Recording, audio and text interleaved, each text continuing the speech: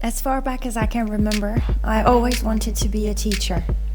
From age 5 or maybe 6, I would play for hours in my room, pretending to teach my toys and dolls, writing on a board with multicolored chalks. I would think of the funniest or the most educative way to explain something to my little sister Helen. I would make up songs to remember my lessons, things like that.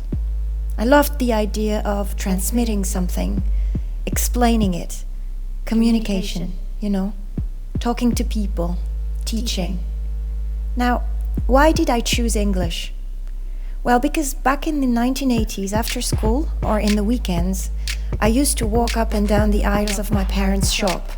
They owned a grocery shop in a little village near Toulouse. And one day, I think I was maybe 5 years old or something, some American tourists walked in, and I heard them speaking. Now, this was something, almost like a shock. I mean, the sound of their words, the rhythm in the way they expressed themselves was like music to my ears. The kind of music I had never heard before. I started following them around. I was fascinated, almost hypnotized.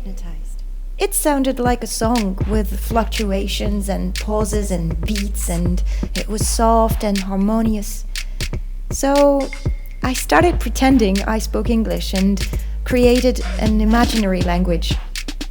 Now, I wanted more than anything to master this strangely beautiful language, English.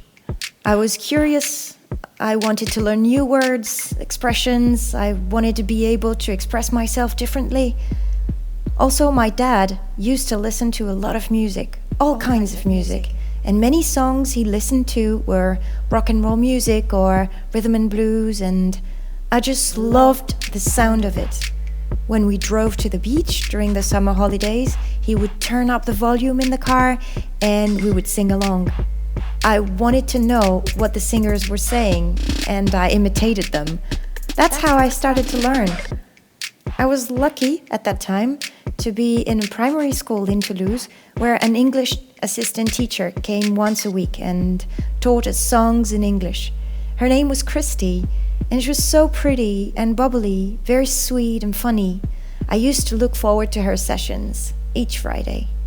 So every time I learned a new word, it was like getting closer to a secret code that would open new doors to me, like the doors onto a new universe. A secret language that no one in my family spoke.